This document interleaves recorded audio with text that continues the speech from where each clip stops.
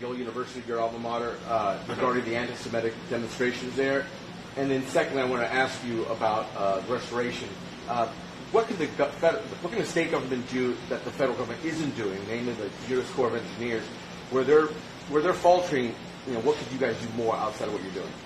Well, first on what's happening in these college campuses, if I were in charge, I would send the Justice Department after those universities, because this is unacceptable to have this type of anti-Semitism where it's not just bad speech.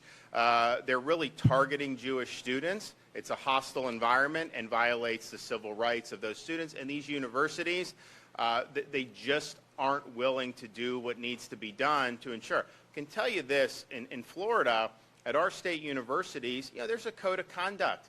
You have a right to protest and stuff, but you don't have a right to harass other people. You don't have a right to put a target on someone's back based on their religion or ethnicity.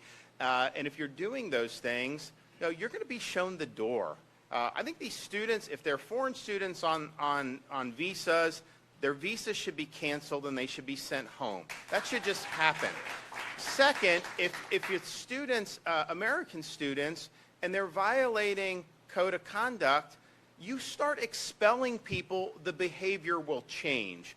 Right now in higher education, particularly in those schools up there, the inmates run the asylum. And so the students do this stuff knowing there's not going to be any repercussions. The minute there's repercussions, you will start to see a change in behavior. And so I think what's going on up there is disgraceful, but I think Biden has been very weak in basically allowing that to happen without getting the Department of Education and the Department of Justice involved, which I would have done. Now,